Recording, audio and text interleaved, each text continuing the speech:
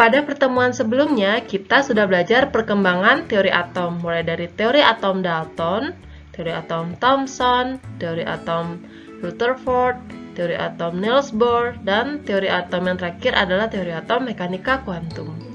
Berdasarkan teori atom tersebut, kita menemukan bahwa atom terdiri atas partikel-partikel subatom, yaitu elektron, proton, dan neutron. Elektron berada di sekitar inti atom, dan inti atom terdiri dari proton dan neutron. Elektron tersebut bermuatan negatif, proton bermuatan positif, dan neutron bersifat netral. Ingin tahu lebih lengkapnya? Berikut adalah penjelasannya. Elektron. Pada tahun 1879, Sir William Crookes melakukan eksperimen mengenai daya hantar listrik di ruang hampa menggunakan tabung sinar katode. Hasil eksperimen itu menunjukkan bahwa gas yang pada tekanan tinggi tidak dapat mengantarkan listrik berubah dapat mengantarkan listrik pada tekanan yang rendah. Sehingga untuk mengatur tekanan gas pada dalam tabung, dipasanglah pompa penghisap atau pompa vakum. Dengan mengatur tekanan udara dan tekanan dalam tabung, terpancarlah sinar katode menuju anode. Karena berasal dari katode, maka sinar itu dikenal dengan sinar katode. Nah, adapun sifat sinar katode adalah sebagai berikut. Yang pertama, merambat tegak lurus dari permukaan katode menuju anode. Yang kedua, dapat memutar kincir yang dipasang di antara katode dan anode. Hal ini membuktikan bahwa sinar katode merupakan partikel kecil yang tidak dapat dilihat. Yang ketiga, dibelokkan mendekati muatan positif dalam medan listrik dan medan magnet. Hal ini membuktikan bahwa sinar katode bermuatan listrik, tepatnya bermuatan negatif. Yang keempat, dapat memandarkan berbagai zat, maksudnya sinar katode dapat menyebabkan benda yang dikenainya memancarkan cahaya. Sifat ini dimanfaatkan untuk membuat tabung pesawat televisi. Elektron ini pertama kali ditemukan oleh J.J. Thomson. Berdasarkan hasil eksperimen yang dilakukan J.J. Thomson, didapati bahwa sinar katode tidak bergantung pada jenis gas dan logam yang digunakan untuk elektrode. Dengan kata lain, semua benda terdiri atas partikel yang sama. Partikel itu merupakan partikel dasar penyusun suatu materi. Selanjutnya, partikel sinar katode itu disebut dengan elektron. Nah, hasil eksperimen Thomson ini kemudian ditindaklanjuti oleh Robert Andrew Millikan. Nah, hasil eksperimennya ini dikenal dengan eksperimen tetes minyak. Dari hasil eksperimen Millikan, di sana ditemukan bahwa besar muatan elektron itu adalah 1,6 kali 10 pangkat min 19 coulomb. Yang kedua adalah proton. Proton ditemukan oleh Goldstein pada tahun 1897. Goldstein melakukan serangkaian eksperimen dengan menggunakan tabung sinar katode. Eksperimen itu dilakukan dengan cara memvariasikan katode dari rapat ke renggang. Pada saat dibuat rapat, gas di belakang katode tetap gelap. Akan tetapi, setelah dibuat renggang atau diberi lubang, gas di belakang katode menjadi berpijar. Sinar itu berasal dari anode. Karena berasal dari anode, sehingga disebut dengan sinar katode. Sinar anode juga disebut sinar positif karena anode adalah kutub positif.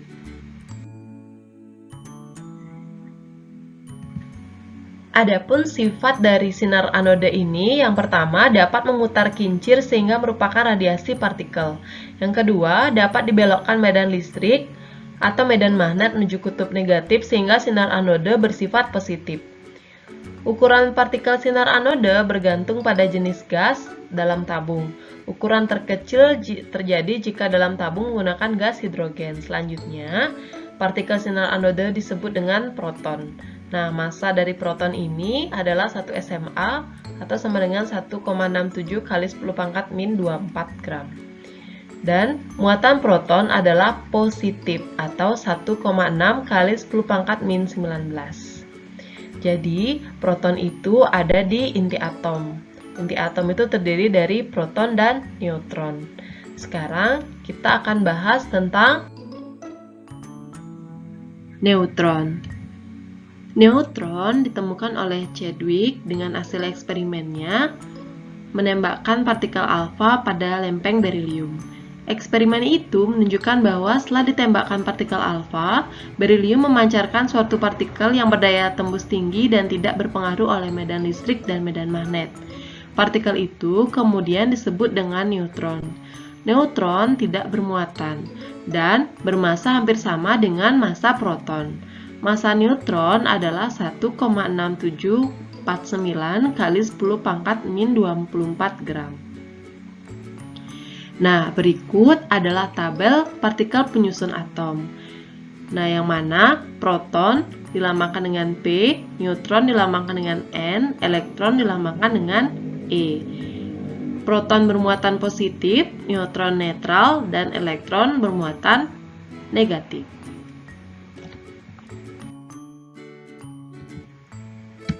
Nah, sekarang kita akan belajar tentang simbol atom.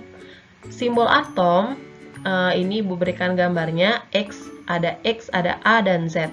X ini adalah lambang suatu unsur, Z adalah nomor atom, kemudian A adalah massa atom. Oke, kita ambil contoh. Unsur oksigen.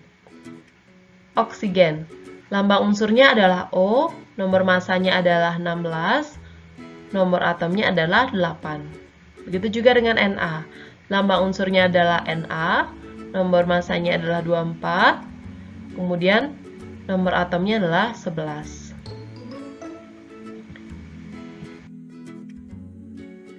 Nah, secara matematis, hubungan massa atom dengan nomor atom dapat dituliskan sebagai berikut. Nah, tadi kan kita sudah belajar kalau X itu adalah lambang unsur, kemudian A adalah massa atom, dan Z adalah nomor atom. Massa atom itu merupakan jumlah dari proton dan juga neutron. Sedangkan nomor atom itu menunjukkan jumlah proton dan juga jumlah elektronnya. Nah, bagaimana cara menentukan neutronnya? Neutronnya dapat ditentukan dengan pengurangan dari massa atom dikurangi dengan nomor atom. Nah, ini adalah contohnya. Oksigen, lambang unsurnya adalah O, massa atomnya adalah 16. Nomor atomnya adalah 8. Nomor atom ini menunjukkan juga jumlah proton dan juga elektronnya. Jadi, proton dan elektron dari unsur oksigen ini adalah 8. Sedangkan jumlah neutronnya adalah 16 dikurangi 8 adalah 8. Contoh yang kedua. Fosfor. Protonnya 15, elektronnya 15. Kenapa? Karena itu adalah nomor atomnya. Nah, neutronnya adalah nomor massa dikurangi nomor atom, sehingga jawabannya adalah 16. Ini juga untuk silikon. Protonnya 14, elektronnya 14, neutronnya adalah nomor massa dikurangi nomor atom. Jadinya 28 dikurangi 14 adalah 14. Ion adalah suatu atom atau molekul yang memiliki muatan listrik total tidak nol. Jadi jumlah total elektron tidak sama dengan jumlah total protonnya.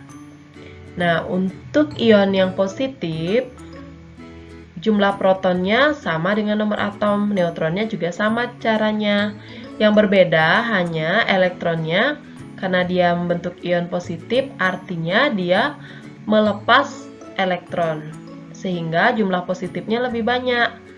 Maka dari itu, elektronnya berkurang, sehingga elektron dapat ditentukan dengan proton dikurangi dengan jumlah muatan. Kemudian, ion negatif kebalikannya. Ion negatif itu terjadi karena dia menarik elektron, sehingga elektronnya menjadi bertambah. Sehingga perhitungannya adalah elektron sama dengan proton ditambah dengan jumlah muatan. Contohnya, strontium positif 2. Dari sana kita tahu bahwa massa atomnya adalah 88. Nomor atomnya adalah 38. Muatannya adalah 2. Nah, dari sini kita tahu bahwa protonnya adalah 38 sesuai dengan nomor atomnya.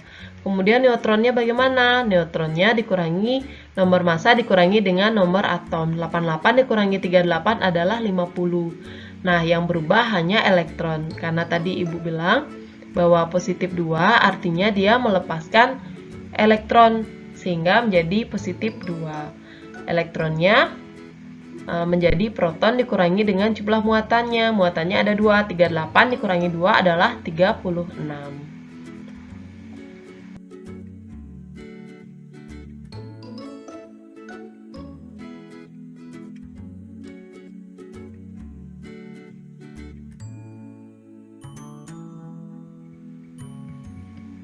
Nah, bagaimana cara melihat nomor massa dan nomor atom?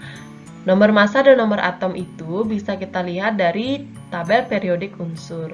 Kalian bisa baca di tabel periodik unsur nomor atom dan juga nomor massanya jika itu tidak diketahui di soal.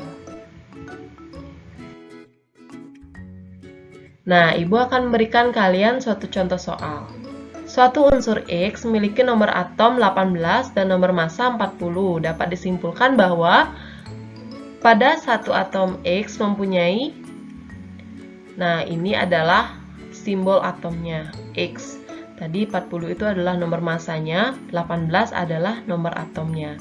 Dari sini kita tahu bahwa lambang unsurnya adalah X, nomor atomnya adalah 18, nomor massanya adalah 40, kemudian protonnya adalah 18, elektronnya adalah 18, neutronnya adalah A-Z atau nomor massa dikurangi nomor atom, sehingga jawabannya 40 dikurangi 18 adalah 22.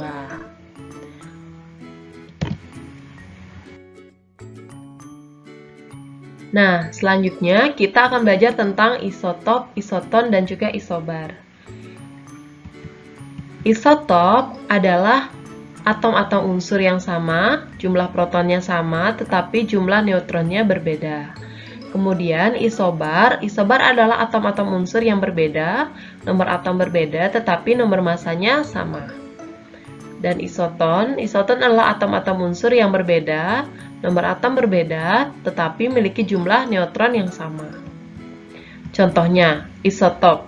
Isotop itu tadi jumlah neutronnya berbeda, unsurnya sama, protonnya yang sama. Contohnya C. C12, C13, dan C nomor massanya adalah 14. Ini protonnya sama-sama 6 jumlahnya. Kemudian isobar. Isobar itu adalah unsur yang nomor atom berbeda tetapi nomor massanya sama. Nah, di sini misalnya C dan N, nomor massanya sama-sama 14. Kalau isoton, ini contohnya N sama C. Isoton itu artinya neutronnya sama. Coba kita cek. Yang pertama, 14 dikurangi 7 berapa? 7. C-nya kemudian kita cek 13 dikurangi 6 adalah berapa? 7. Jadi sama-sama neutronnya adalah 7. Nah, sekian tadi pembelajaran kita tentang partikel penyusun atom. Jangan lupa perbanyak latihan soal kalian sehingga kalian lebih mudah memahami tentang partikel penyusun atom. Semangat belajar ya, sampai jumpa!